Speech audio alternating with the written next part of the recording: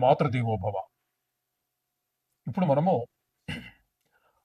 కుజుడు మకర రాశిలోనికి జనవరి 16వ తారీఖున ప్రవేశిస్తూ ఉన్నారు. ఈ మకర రాశిలో కుజుని యొక్క సంచారము 16వ తారీఖు జనవరి నెల 2026వ తేదీ నుండి 23వ తేదీ ఫిబ్రవరి నెల 2026 వరకు కుజుని యొక్క సంచారం ఇక్కడ మకరంలో సంచారం జరుగుతుంది.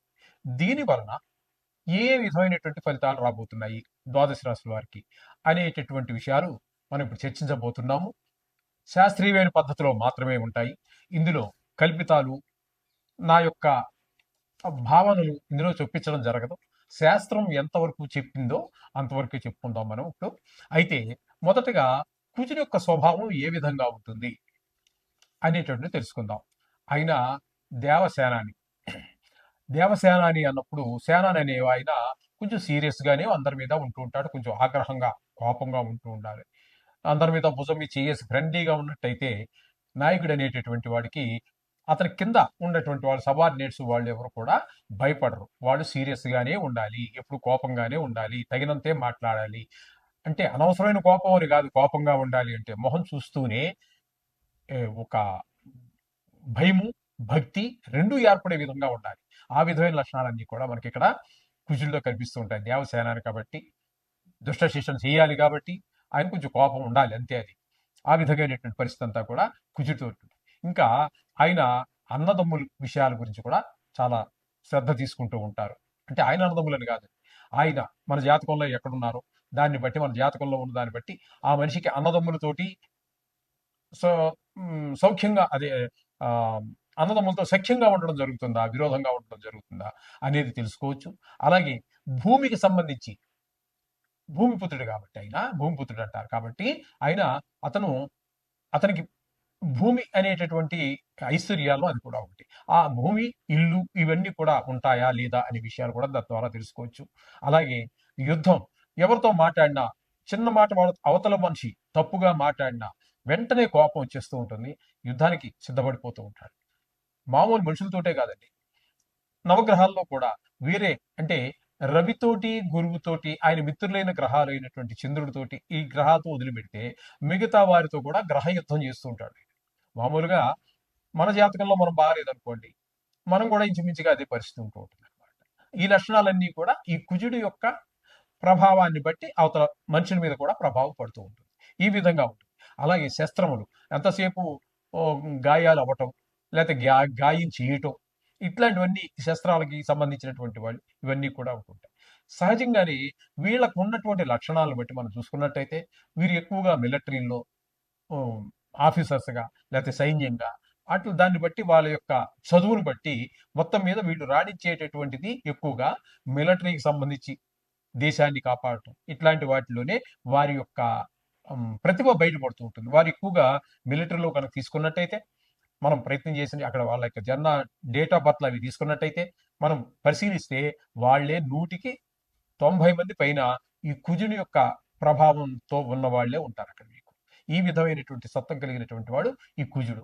ఈ కుజుడు మన జాతకంలో చాలా విషయాల్లో, ప్రతి విషయం, సంతానం కలగటం విషయంలోను, పెళ్ళిళ్ళు అవ్వటం విషయంలోను, ఇట్లాంటి మన నిత్య జీవితం మీద, మానవుల యొక్క జీవిత విధానం మీద, చాలా వాటిలో, ఉద్యోగం కూడా ఆయన కనుక దశమ స్థానంలో ఉన్నాడు అనుకోండి, చాలా మంచి ఉద్యోగం, చాలా పరుగుబడి కలిగి ఉండటము, భూములు, మంచి విపరీతమైనటువంటి ఆస్తులు కలిగి ఉండటం, ఇట్లాంటివన్నీ కూడా ఆయన మంచి మంచి ప్రదేశాల్లో ఉండడాన్ని బట్టి అనేక రకాలైనటువంటి ఫలితాలు ఇస్తూ వస్తూ ఉంటారు.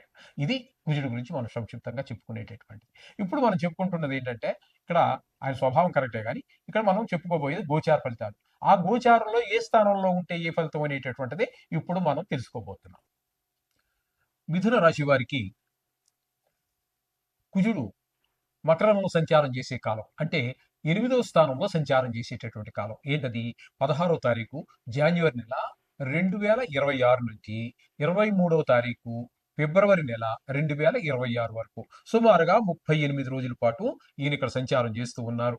ఈ 38, 37 రోజుల కాలంలో సంచారం చేసేటటువంటి కాలంలో ఏ విధమైన ఫలితాలు ఈ మిథున రాశి వారు అనుభవిస్తారు అనేటటువంటిది మనం కనుక చూసుకున్నట్టయితే, ప్రవాస కార్యహాని స్యాత్ కాసరోగ ప్రపీడనం స్థాననాశ రుణచ్ఛేద అష్టమస్తే ధరాసుతే అని చెప్పేసి అన్నారు. అష్టమస్తే అంటే 8వ స్థానంలో కుజుని యొక్క సంచారం.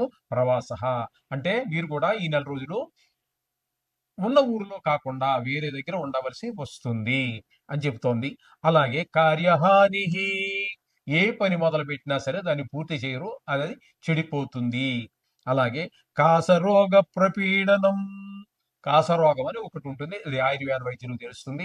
ఇప్పుడు అందరూ కూడా మనము ఇంగ్లీష్ వైద్యాలకి అలవాటు పడ్డాము కాబట్టి మన సొంత మాతృభాష అయినటువంటి తెలుగులో ఉన్నటువంటి పదాలు చాలా మర్చిపోయాము. అందులో ఈ కాసరోగము అనేటటువంటిది కూడా మనం మర్చిపోయిన వాటిల్లో ఒకటి. అదేంటో నాకు కూడా తెలియదు. అది ఆయుర్వేద గ్రంథాలు తిరగేస్తే లేదా ఆయుర్వేద వైద్యుని అడిగితే చెప్పవచ్చు. ఆ విధమైనటువంటి ఇక్కడ కాసరోగం అనేటిది బాగా పీడిస్తుంది. స్థాననాశ రుణచ్ఛేద, ఈ విధంగా అష్టమ స్థానంలో ఉన్నప్పుడు స్థానచలనం అవుతూ ఉంటుంది. ప్రయాణాలు, రుణం మూలంగా మీకు రుణచ్ఛేద, బాధలు, రుణం వల్ల అష్టమస్తే ధరాసుతో, అప్పులు కూడా అయిపోతాయి అని మనకి తెలియజేస్తూ ఉన్నారు. కాబట్టి రోగ ప్రపీడనం అంటే కాసరోగం కావచ్చు, ఇందాక అస్త్రాలు అనొచ్చు, ఇందాక ఒకటి రెండు రాసుల వారికి చెప్పేటప్పుడు అస్త్రాలతో గాయాలు అవుతాయని కూడా చెప్పుకున్నాం కదా. ఇటువంటి వచ్చినప్పుడు మీకు ఈ శాస్త్రం చెప్పినప్పుడు కుజుడికి కవచం అని ఉంటుంది, కుజ కవచము అని ఉంటుంది. మీరు గూగుల్లో కొట్టినా కూడా వస్తుంది. దాన్ని ఈ నెల రోజులు చూసినట్టయితే అటువంటి గాయాలు అవ్వకుండా, ఒకవేళ గాయాలు అయిన త్వరగా తగ్గిపోవటానికి అవకాశం ఉంటుంది. ఈ విధమైనటువంటి అశుభ ఫలితాలనే అష్టమ స్థానం అనేటటువంటిది ఆయుస్థానం కాబట్టి కొంచెం దెబ్బలు అవి తగలటము, కొన్ని పరిస్థితులు కొంచెం తీవ్రంగా ఉండటం, కొన్ని గాయాలు పర్వాలేదు అన్నట్టుగా ఉండటం జరుగుతూ ఉంటుంది. ఆ గాయం యొక్క తీవ్రతను బట్టి మీరు డాక్టర్ దగ్గరికి వెళ్ళటం అనేది చూస్తూనే, ఔషధ సేవనం కూడా మనకి చెప్పబడిందండి శాస్త్రంలో. ఔషధ సేవనం అంటే మందు కూడా తినాలి అనేసి కొన్నిటికి. అందుచేత మనం ఈ జపాలు చేసుకుంటూనే, వీటిని చూసుకుంటూనే మనం అట్లా వైద్యుడి దగ్గర కూడా వెళ్ళి సంప్రదించి అవన్నీ చేసుకోవాల్సి ఉంటుంది. అది శాస్త్రం చెప్పలేదు కదా అని మాత్రం మీరు అనుకోవద్దు. శాస్త్రం చెప్పింది. ఆ శ్లోకం కూడా అవసరం వచ్చినప్పుడు చెప్తాను నేను. ఓకే, ఈ విధంగా వైద్యం తీయించుకోండి. దీన్ని కూడా పాటించండి. మీరు ఆ గాయాల నుంచి బయటపడతారు. అలాగే ఈ గాయాలు అవి అయ్యేటప్పుడు మాత్రం కవచము అని ఉంటుంది, దాన్ని చదువుకోండి. అని సర్వశుభాలు ఏర్పడతాయి. శుభం. ప్రముఖంగా చెప్పుకోవాలి అన్నట్టయితే కుజుడు గోచారరీత్యా కుజుడు 3 రాసులలో మాత్రమే శుభ ఫలితములను ఇస్తాడు. 3 రాసుల్లోనే ఉండేవి 12 రాసులు. ఈ 12 రాసుల్లో 3 రాసుల్లో మాత్రమే ఆయన మంచి ఫలితాలను ఇస్తారు. ఆయన ఎవరెవరికి అన్నట్టయితే మూడవ రాశిలో ఎవరికి ఉన్నారు ఇక్కడ మనం చెప్పుకోవాలంటే, మూడవ రాశిలో అంటే మనకి మూడవ రాశి అన్నట్టయితే వృశ్చిక రాశి వారికి 3వ స్థానం అవుతోంది. కాబట్టి వృశ్చిక రాశి వారికి చాలా మంచి చేస్తారు. అలాగే 11వ స్థానంలో కుజుడు ఉన్నట్టయితే, 11వ రాశి ఎవరికి వచ్చింది మనం చెప్పుకున్న వాటిల్లో మీనరాశికి వచ్చింది. మీనరాశికి కుజుడు 11వ స్థానంలో సంచారం చేస్తున్నారు కాబట్టి మీనానికి, అలాగే వృశ్చికానికి, అలాగే మనకి ఇంకోటి సింహానికి అంటే 6వ స్థానంలో సంచారం చేస్తున్నాడు. 3, 6, 11 రాసులు అంటే వారికి మాత్రము కుజుడు పూర్తి శుభ ఫలితాలన్నీ కూడా అందజేస్తూ ఉన్నాడు. 3వ స్థానంలో ఉన్నప్పుడు మనం ఇందాక చెప్పుకున్నాము, మరొకసారి చెప్పుకునే ప్రయత్నం చేద్దాం.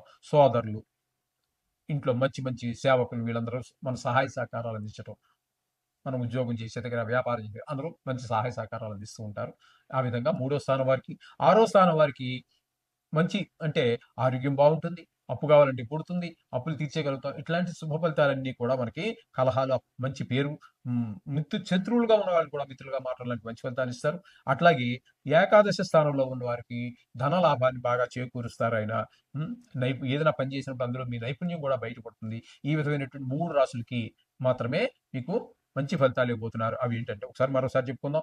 సింహరాశి వారికి, అలాగే వృశ్చిక రాశి వారికి, మీనరాశి వారికి 3 రాశులకు మాత్రమే. మిగతా వారన్నిటికీ కూడా ఈయన ఏ విధమైన శుభ ఫలితాలు ఇవ్వజాలరు. కాబట్టి వీరందరూ కూడా రోజు మనం 2-3 సంవత్సరాల నుంచి మనం చెప్పుకుంటూనే ఉన్నాము. కాబట్టి ఈ నవగ్రహ ప్రార్థన చేసుకోండి.